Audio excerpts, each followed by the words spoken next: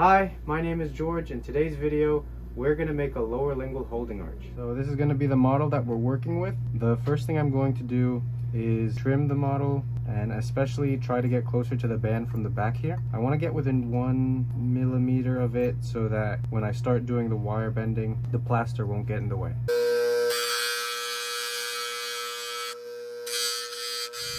After I put the model through the trimmers, I need to take some of the plaster off from around the band because that's where the wire is going to be, and I'm using the scaler to do that.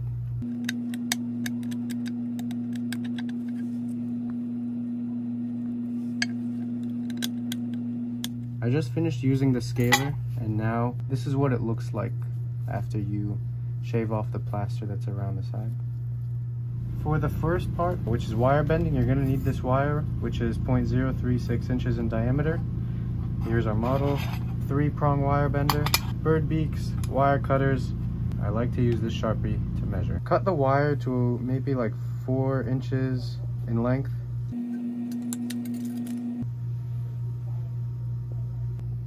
First, you're going to place the wire directly onto the model, and using your Sharpie, you want to make a mark where the cingulum of the lateral incisors are.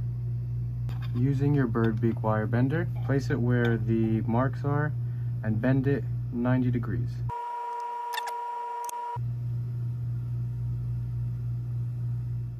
Make sure to have the wire bent on the same plane. Earlier, mine was a bit out of shape, so you could use your fingers to do this part, but make sure they're on the same plane. To make sure that we're going to follow the anatomy of the teeth, we're going to take this 3-prong wire bender, place it directly in this area of the wire, and then push very slightly, just enough to make a curve.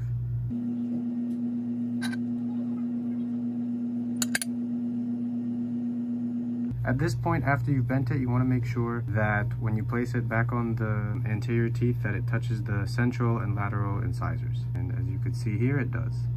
But now for this part, we're going to make the omega loop, and all you need is the bird beak wire bender for that. Dr. Oshami likes to have the omega loop because it gives him the opportunity to activate it and distalize the tooth that's attached to the band. So for this, all we need to do is right about here, we want to start our loop. And what you do for that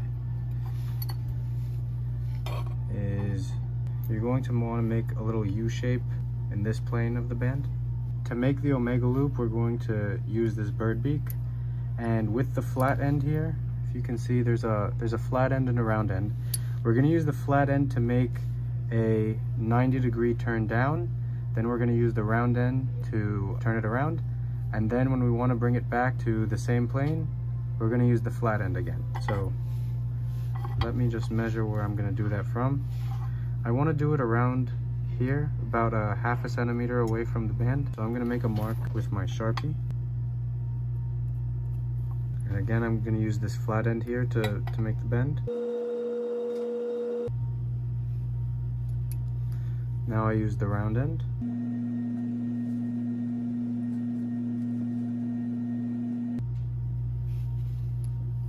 And then using the flat end again, I push it back down.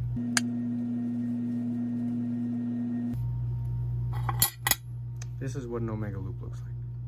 So after you've made the omega loops, you can tell that this one is like touching the gum, and you don't want that. So what we're gonna do is just slightly bend it back inside, and that makes more space for us when we're going to solder it onto the band.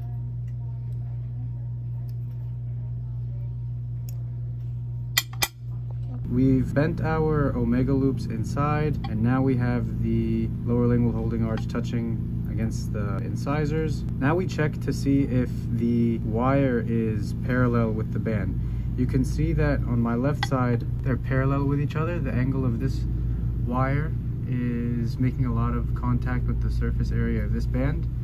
But on this side, it seems like it's only making contact with the corner there. And we can solve that by bending the wire a little bit. If you don't do that, because you want the wire to be laying passively on the band, and if that doesn't happen, then the lower lingual holding arch could introduce forces that could move the teeth. That's why we want it to be laying passively on there with the same angle as the band. I'm gonna use my 3-prong. I like to use this for doing like minor curves in the wire. And so let's see if this fits now.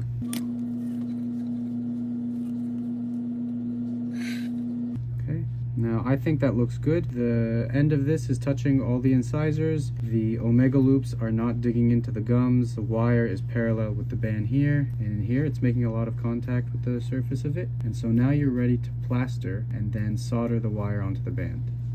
After you've bent the wires to fit passively onto the band, we're going to set it by applying some wax where the incisors are, and that helps put it in place and gets it ready for when we solder the wire onto the band. Here we've added some wax onto the wire so that it could hold onto the incisors. We're doing that to get ready for plastering it, and that's going to be important because we need the wire to be stable for when we solder the wire onto the band. So just take a little pinch, enough to fit on your finger, and be mindful that the wire doesn't bend while you're doing this because that could ruin the whole process and you have to start over again. One thing that I feel is very important to stress is wire placement. It's going to be beneficial to you. It's going to work to your advantage if you have the wire set right through the middle of the band. So if you can see in this one, it's not too high and it's also not too low, and that just saves you problems down the line for soldering and trimming. So again, to reiterate, please make sure that as your wire sets, it's right through the middle of the band. Now we're going to solder the wire onto the band, and for that, the tools you're going to need are a small brush. We use a paintbrush, some flux, silver soldering material, and a torch. First thing you're gonna do using the brush is take a little dollop of the flux. I've already done that, and then apply it around the band, around the wire, and make sure it's gonna touch the band. This might have been a bit generous, and you want to do that to both sides.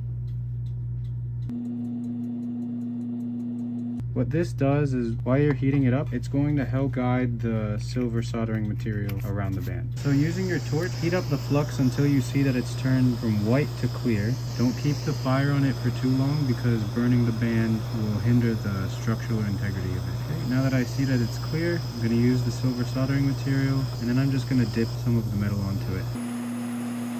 Almost like painting it like a brush.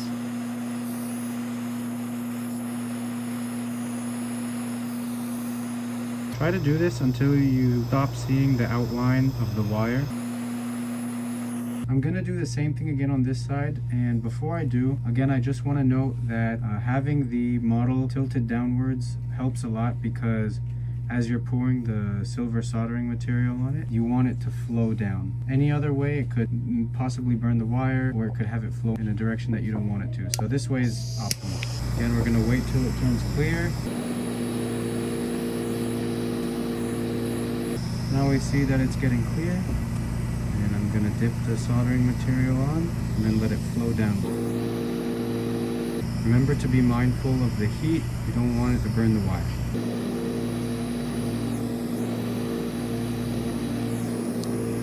Now that we've completely soldered the wire onto the band, we can take it out using our buffalo knife, and it could help if you dampen the cast a little bit, so just run it under water for a few seconds and then it would make it easier to take out. You can remove some of the plaster first. Now that you've taken the lower lingual holding arch out of the cast, time to trim off the extra soldering. For that you need this stone burr which we use to take off like bulkier portions of the soldering material, and a handpiece.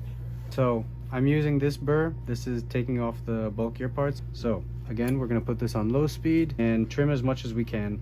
Once it's time to get to the finer details, we switch to the other stone burr. Also, use your fingers as a fulcrum to give you better balance and control over where you're going with this.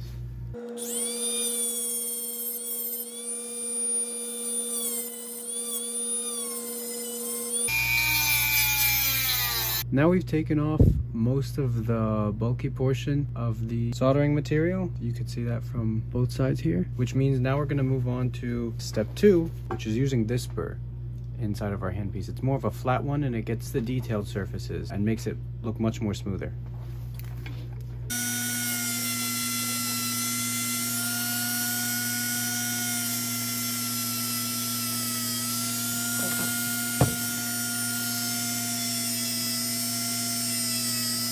We've used the flat stone burr now, and that's the one that got the details of the soldering material. And if you look closely, you'll see that it's a lot smoother now. But once we put it through the buffer with some pumice and some buff and luster, it's going to be shiny like a mirror. We're at the buffer station now, and what we're gonna do is take a little bit of wet pumice and gently massage it to where the soldering material is. So on these two spots.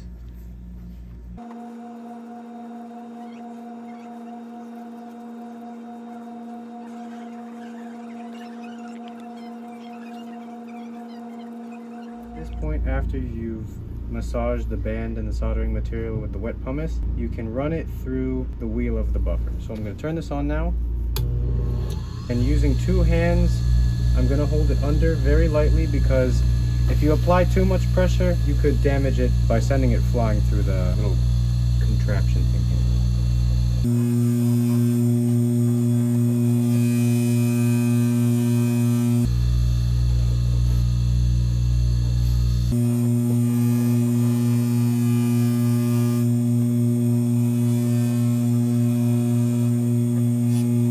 Your soldering material should have this sort of reflection at this point, and that's what it looks like after you run it through the pumice. It's going to look even shinier once you use the buff and the luster. We've used the pumice to shine the soldering material. Now we're going to take this buff and apply it to one side of the wheel.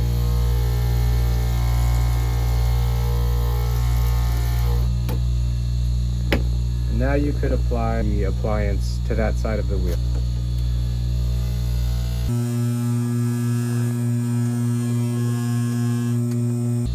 Notice again how I'm using two hands, because I need to maintain absolute control over it.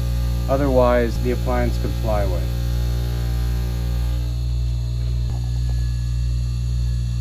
This is called luster or rouge. I apply this to the other side of the wheel, and then I'll do the same thing as I did with the buff.